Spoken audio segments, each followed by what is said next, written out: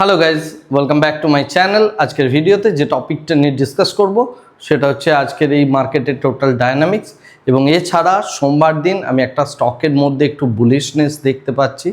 তো ইন্ট্রাডে বেসিসে সোমবার দিন কোন স্টকটার মধ্যে র্যালি হতে পারে, তার জন্য কি রিজন রয়েছে, সেই বিষয়গুলো নিয়েও একটু ডিসকাশনটা করব। তো প্রথম কথা হচ্ছে, আমরা যদি আজকের ডেটে টোটাল ইন্ডেক্সের পারফরমেন্স দেখি, তো সেক্ষেত্রে নিফটির মধ্যে আমরা 0.65%, সেন্সেক্সের মধ্যেও সেই পরিমাণ।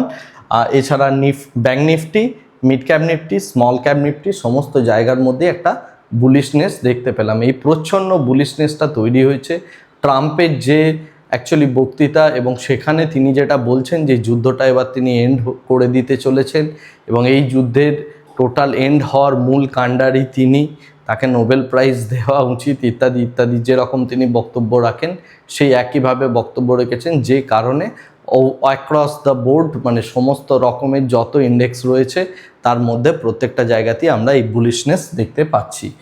এবং এর সাথে সাথে যদি দেখা যায়, যেহেতু মার্কেটের মধ্যে একটা বুলিশনেস আসছে, তাই ভিক্স ধীরে ধীরে স্লো ডাউন বা কুল ডাউন হচ্ছে। একইভাবে দেখতে গেলে ইউএসডি আইএনআরও 93 টাকা অর্থাৎ 93 রুপিজের ওপর যেটা গিয়েছিল সেটাও আস্তে আস্তে কুল ডাউন হচ্ছে, এবং বিটকয়েন প্রাইসের মধ্যেও বৃদ্ধি হচ্ছে, এবং ইউএসের যে বন্ড ইল্ড সেটাও মোটামুটিভাবে ফ্ল্যাট, রাইট। তো সুতরাং মার্কেটের মধ্যে যে একটা স্লাইডলি বুলিশ স্ট্রাকচার তৈরি হয়েছে সেটা আমরা প্রত্যেকেই বুঝতে পারছি, এবং যেহেতু বুলিশ স্ট্রাকচার, তাই নিফটি 500-এর দিক থেকে দেখতে গেলে বড় কিছু মোমেন্টাম আমরা দেখতে পেয়েছি আজকে কিছু স্টকের মধ্যে, যেমন নাভা, এমএমটিসি, এঞ্জেল ওয়ান, ইরকন এবং জিএসপিএল, এই সমস্ত শেয়ারগুলোর মধ্যে আজকে টপ গেনারের জায়গায় ছিল, এবং কিছু শেয়ার তার মধ্যেই টপ লুজারের মধ্যে যেগুলো রয়েছে গ্যালিয়েন্ট, এফকন, কল্যাণ জুয়েলার্স, উইপ্রো এবং তার সাথে টাটা কমিউনিকেশন, এই সমস্ত শেয়ারগুলো কিন্তু আমাদের নেগেটিভ সাইডে গিয়েছে। এর মধ্যে উইপ্রোর কোয়ার্টারলি রেজাল্ট বেরিয়েছে, যেখানে কোম্পানি গ্রোথ দেখাতে পারছে না, তাই বাইব্যাক করতে চলেছে। তো বাইব্যাক রিলেটেড যে বক্তব্যটা সেটা আমি গতকাল বলেছিলাম, কিন্তু শেয়ার পার্সপেক্টিভ থেকে দেখতে গেলে এখনও 2.83%-এর কাছাকাছি অলরেডি উইপ্রোর মধ্যে আজকের ডেটেও ফল হলো। এরপরে আমরা যদি ওভারঅল মার্কেটের টোটাল স্ট্রাকচার দেখি, মার্কেটের প্রত্যেকটা জায়গার মধ্যে একটা প্রচ্ছন্ন বুলিশনেস আমরা এখানে দেখতে পাচ্ছি। সেটা মানে ব্যাংকিং, ফাইন্যান্সিয়াল সেগমেন্ট থেকে শুরু করে রিলায়েন্স, কিছুটা পরিমাণ আইটি স্টক, কোল ইন্ডিয়া থেকে শুরু করে মানে যত স্টক রয়েছে সবগুলোর মধ্যে মোটামুটিভাবে স্লাইডলি একটা বুলিশনেস, স্ট্রং যে বিয়ারিশনেস কিছুর মধ্যে রয়েছে সেরকম কিন্তু কোনো নিফটি 50-র মধ্যে কোনো স্টকের মধ্যে আজকের ডেটে ছিল না। আর যদি আমরা সেক্টরাল পয়েন্ট অফ ভিউ থেকে দেখি, তাহলে নিফটি আইটি স্লাইডলি একটা ডাউন, নিউট্রাল বলা যেতে পারে, ব্রেক ইভেন পয়েন্ট। এছাড়া আমরা যদি দেখি মেইন যে সেক্টরটার মধ্যে বৃদ্ধি হয়েছে আজকের ডেটে সেটা হচ্ছে একমাত্র এফএমসিজি সেক্টর, যেটা 2.65%-এর কাছাকাছি বেড়েছে। এছাড়া অয়েল অ্যান্ড গ্যাস থেকে শুরু করে নিফটি কেমিক্যালস, রিয়েলটি, প্রত্যেকটা সেক্টরের মধ্যেই স্লাইডলি বুলিশনেস আজকের ডেটে লক্ষ্য করা গিয়েছে। গ্লোবাল মার্কেটের দিক থেকে যদি আমরা দেখি, গ্লোবাল মার্কেট মোটামুটিভাবে ফ্ল্যাট, কারণ প্রত্যেকেই এই জিনিসটার জন্য ওয়েট করছেন ট্রাম্প কখন কি বলে দেন, আবার হয়তো যুদ্ধ লেগে যেতে পারে ইত্যাদি ইত্যাদি। তো এনিওয়ে এই মুহূর্তে যেটা সিনারিও সেটা হচ্ছে যুদ্ধটা ধীরে ধীরে প্রশমিত অলরেডি হয়েছে, এবং যার রিফ্লেকশন আমরা ক্রুড অয়েল এবং ন্যাচারাল গ্যাস প্রাইসের মধ্যে অলরেডি দেখতে পাচ্ছি। তো যে কথাটা বলছিলাম ক্রুড অয়েল, ন্যাচারাল গ্যাস, তো ক্রুড অয়েল প্রাইস আস্তে আস্তে $90 কাছাকাছি নেমে গেছে WTI। ব্রেন্টও ধীরে কুল ডাউন হচ্ছে, natural gas price slightly up আজকের ডেটে, এবং গোল্ড, সিলভারের মধ্যেও আমরা স্লাইডলি একটা বুলিশনেস দেখতে পাচ্ছি, যেহেতু এখানে ক্রুড অয়েল প্রাইসটা ধীরে কুল ডাউন হচ্ছে। এবং আমরা যদি কপার, জিঙ্ক, অ্যালুমিনিয়াম দেখি, প্রত্যেকটার প্রাইসে মোটামুটিভাবে দেখতে গেলে আজকে বেস মেটাল পার্সপেক্টিভ থেকে সমস্ত কিছুই ফ্ল্যাট। এরপরে আমরা যদি ওপেন ইন্টারেস্ট পার্সপেক্টিভ থেকে দেখার চেষ্টা করি, তাহলে নিফটির মধ্যে একটা বুলিশনেস টেন্ডেন্সি আমরা দেখতে পাচ্ছি, এবং সেখানে দেখতে গেলে 24,500-র কাছে আমাদের একটা রেজিস্ট্যান্স রয়েছে, এবং 24,000-এর কাছে আমার একটা সাপোর্ট তৈরি হয়েছে। আর সব থেকে হাইয়েস্ট রেজিস্ট্যান্স এই দিকে রয়েছে এই মুহূর্তে 25,000, যেহেতু 25,000-এ বেশ বড় পরিমাণে কল রাইডাররা তাদের যে কল হিউজ পরিমাণে সেল করেছে। বাট এই মুহূর্তে দেখতে গেলে 25,500, 25,800 এই দুটো সিগনিফিক্যান্ট লেভেল অফ রেজিস্ট্যান্স। আর নিচের দিকে সাপোর্ট দেখতে গেলে 24,200, তার থেকেও বড় সাপোর্ট আমরা দেখতে পাচ্ছি 24,000।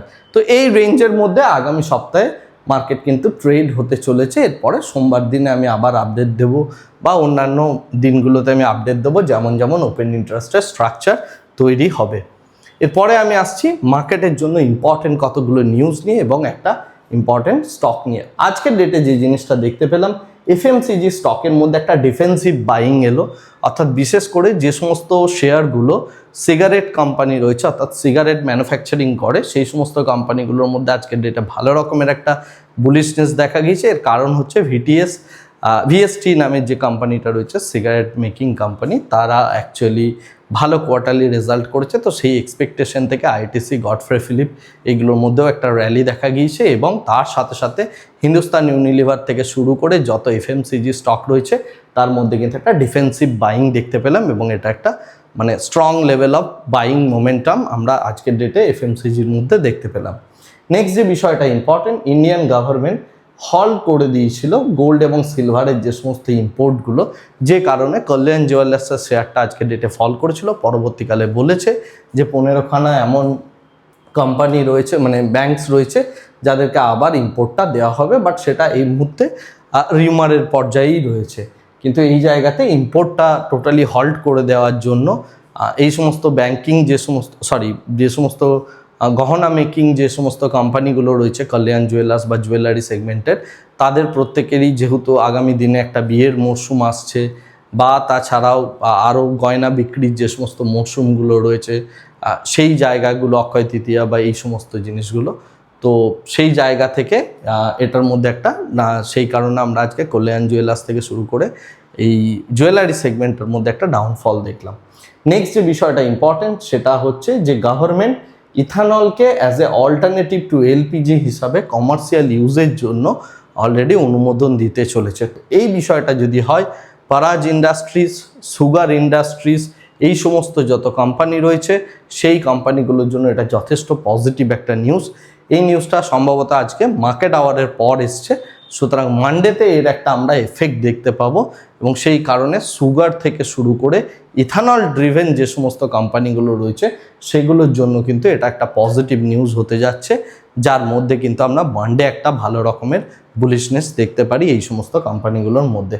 Last but not the least, Trump যে সিগন্যালটা দিয়েছেন সেটা হচ্ছে এই যে ওয়ার চলছে সেই ওয়ারটা সম্পূর্ণভাবে শেষ হতে চলেছে এবং এই একটা তাদের মধ্যে যে ডিসকাশন ইরানের সাথে সেই ডিসকাশন তিনি এক্সপেক্ট করছেন এবং আগামী দিনে খুব শীঘ্রই এই ওয়ারটা অ্যাকচুয়ালি শেষ হতে চলেছেন এবং সেই কারণে তিনি তার দেশের যে অয়েল প্রাইস বেড়ে গিয়েছিল সেটা যাতে কমে যাবে সেরকম তিনি একটা অলরেডি বক্তব্যও রেখেছেন। তো এই হচ্ছে টোটাল আজকের ডেটে মার্কেটের নিউজ এবং আগামী দিনের জন্য ইথানল রিলেটেড যে সমস্ত সেক্টরগুলো রয়েছে বা সুগার সেক্টর রয়েছে সেটার জন্য মানডেতে আপনি ওই সমস্ত শেয়ারগুলোর দিকে ট্রেড করার জন্য আপনি ইনফ্রাডে বেসিসে ট্রেড করতে পারেন। এটা আমার অ্যাটলিস্ট মনে হচ্ছে, যেহেতু একটা ভালো নিউজ ড্রিভেন ইনফরমেশন এখানে ফ্লোট করছে। বাট তার আগে আপনার নিজের যে স্ট্রাকচার রয়েছে সেই স্ট্রাকচারটা অবশ্যই দেখবেন, শুধুমাত্র নিউজের ওপর বশবর্তী হয়ে কখনোই কাজকর্মগুলো করবেন না। আজকের ভিডিওটাকে এই জায়গাতেই শেষ করছি, আর দীর্ঘায়িত করছি না। Thank you very much, bye bye, tata.